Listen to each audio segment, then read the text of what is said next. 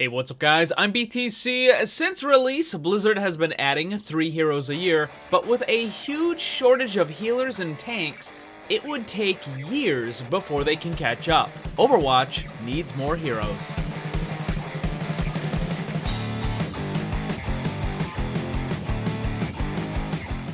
Just recently, we got our 29th hero in Overwatch. We know from Jeff Kaplan that hero number 30 is already fully playable on Blizzard's internal servers, but it'll still be months before we ever see that hero on the PTR or in the live version of the game.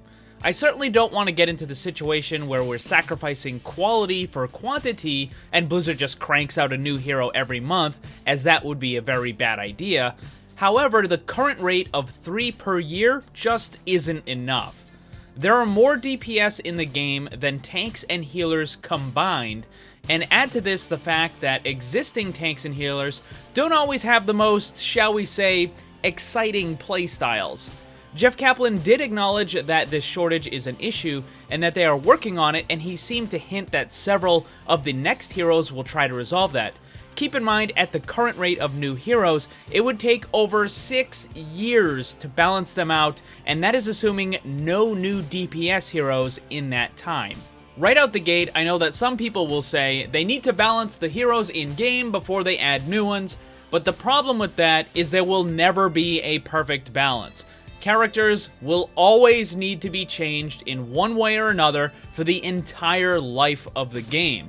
And one of the bigger problems that's actually preventing proper hero balance is the lack of characters. What I'm about to say, some people are going to have a really hard time accepting, and some might just full out refuse to altogether.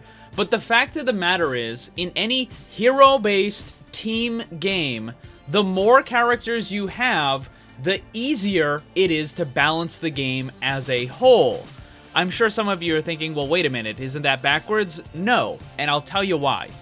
One of the biggest issues with balancing Overwatch and also having a stale meta is that the hero pool is small enough to where a few characters can be completely dominant over the rest. The fewer heroes you have, the easier it is for this to occur.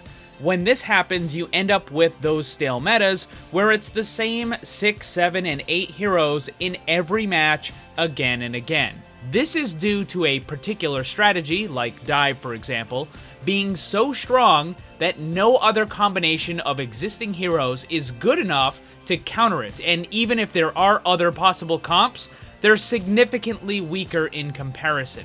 That's why we had dive for over 6 seasons. When the hero pool is small, there's a lack of possible synergy among the heroes, different combos that work well together. Right now, there's a limitation on the variety of hero comps that you can run because many heroes simply don't synergize well. So any heroes that do synergize get thrown together, and that's what you run all the time. More heroes means more possible synergies, which means more variation in the team comps. A really good example of this working is in Dota 2. Both Overwatch and Dota are hero-based team games, and share quite a bit in terms of hero structure, hero balance, and meta formation. So despite being completely different genres, there's a lot to be learned. In Dota, there have been over 100 heroes for quite a while, and during tournaments, most of them are picked or banned, and while there are some favorites to be sure, dependent on the most recent patch, it's not limited to just the same 10 heroes over and over again. Compare that with the most recent Overwatch World Cup, where at BlizzCon, in almost every single match, had the same 7 or 8 heroes on both teams.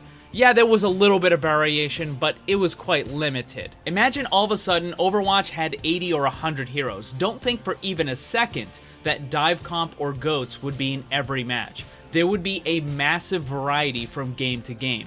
The amount of possible synergies and hero combos would increase exponentially.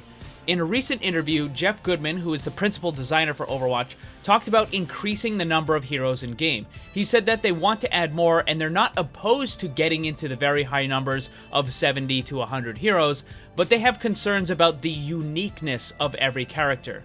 Again, we can look at games like Dota 2. There's an absolutely massive amount of variety, not just in the abilities, but all 115 characters that are currently in the game have their own unique personality, characteristics, lore. Every single hero is different, and yet there's a ton of them. The uniqueness isn't a problem. I think the main thing that Blizzard seems to be hesitant to do is having something that I call ability overlap. This is when characters have an ability that is extremely close to the function of an ability that another hero has. For example, let's look at barriers. Reinhardt, Winston, and Orisa all have a barrier, but it's not really ability overlap. Yeah, they block stuff, but each barrier is significantly different in function from the other ones. The only ability overlap that really exists for that is between Reinhardt and Brigitte. With Brigitte though, it's a personal shield and not something that's meant to defend her teammates with. Again, let's look to Dota 2. There are two characters named Lina and Lion. They're both spellcasters with an ultimate that does a huge amount of damage. However, Lion is more focused as crowd control and disable, where Lina is more about cranking out large amounts of damage. But they still have ability overlap in their ultimates. For Overwatch, I don't think ultimate abilities should have much overlap and should probably be unique to each hero, but normal attacks and normal abilities certainly can have overlap. What I'm trying to say is that it's okay for two heroes to have an ability that is nearly the same as long as the rest of the hero isn't, resulting in an entirely different playstyle. Again, Lina and Lion have the same ultimate, but you play them completely different from each other. Let me give you an example situation for Overwatch. If we're on attack and we want to run a barrier as our protection, we really only have two options right now. Either you have a Winston and just run a full dive comp, or you run a Reinhardt with a more standard lineup. Orisa really isn't much of an option because she tends to not be all that effective when trying to move forward when capturing a point. So that's it. You either run dive, or you run a Reinhardt and whatever possible team comps you can run with him. Why can't there be another tank with a barrier similar to Reinhardt, nearly identical, but with a completely different set of skills? I did a little messing around with character creation, and I put together a very basic idea of another tank hero with a barrier that would function like Reinhardt, but the rest of his kit would be different. Some of you might remember a while back there was a lot of speculation about the possibility of a new character named Ares. I don't want to go too much into that. Short version, it was speculated to be a tank that was an Omnic with a god program, meaning it was super strong.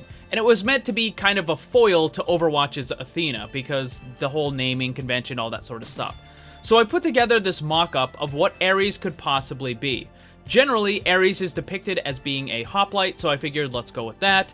This means that Ares would have a large barrier shield in front of him that functions just like Reinhardt's, except it would probably be round like a hoplon. For a weapon, let's go with what the hoplites used, but with a futuristic twist. So Ares gets a spear, but rather than using it as a melee weapon, it could fire out laser projectiles as his standard attack. Rather than having offensive abilities like Fire Strike and Charge, maybe Ares would have more defensive-oriented stuff inspired by the Phalanx that the Hoplites would use as their battle formation. For the Hoplites, it was all about the shield wall. There's all kinds of cool stuff you could do with this. In fact, if you guys want, I can make an entire video with all the different ability ideas that I came up with for Ares. I even went ahead and made the icons and stuff, as you can see on the screen. So if you want to see that, let me know down below and I'll work on that video. But the point that I'm trying to make is that you could run a team comp with a movable barrier shield, but it would have different versions. You could run the Reinhardt version that's more damage focused, or the Ares version that is more protection focused. Yes, the barrier that both of these tanks have is extremely similar, and there's a lot of ability overlap, but the playstyle of the two heroes would be wildly different, and the synergies and combos would also be different. A large hero pool also allows Blizzard to do more stuff, specifically in a tournament setting. Jeff Goodman said that they don't want to do hero bans because he just simply doesn't think there's enough characters in the game. And if you were to ban someone like Reinhardt, well, it just completely locks out all those different combos and all those different comps that Reinhardt is necessary for. But if you had a whole bunch of characters and you had something like a Reinhardt and an Ares, well, you can ban Reinhardt, but you just run the Ares version of that comp instead. Or if you ban Ares, you run the Reinhardt version of that comp instead. Additionally, a lot of heroes means that any one character would find it extremely difficult to dominate the game. Right now, characters in Overwatch have a couple of counters, but if there was a lot of heroes, then each one could potentially have a dozen counters or more, allowing for much greater variety in team composition. You don't have to run X into Y. You could run any number of things and it would still work. So bottom line, how many heroes should Blizzard be releasing every year? Well, optimally, as to not sacrifice quality, it should be somewhere around 5 a year. And even then, it's going to take quite a while before the hero pool is at the size that it really needs to be. Now, I know some of you might be thinking, well, what about the lore? What about the animations? What about the comics? Shouldn't every character have a fully fleshed out backstory? Sure, I guess. But the story isn't really all that important to the game. I understand that some people do like that stuff, but the thing is, Blizzard can always go and add that at a later date, and it's not going to have any impact on how the game itself is being played or balanced.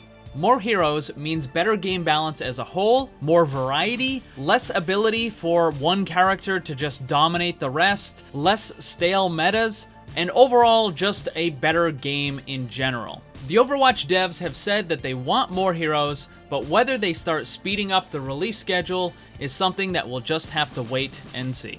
Thanks for watching, and if you'd like to see more, subscribe and hit that bell so you don't miss anything. Also, come hang out in my Discord server and my Twitch live stream. Special thanks to my Patreon supporters. If you'd like to see what kind of cool VIP rewards you can get, check the links down below. And remember, always blame the controller, because it's never your fault.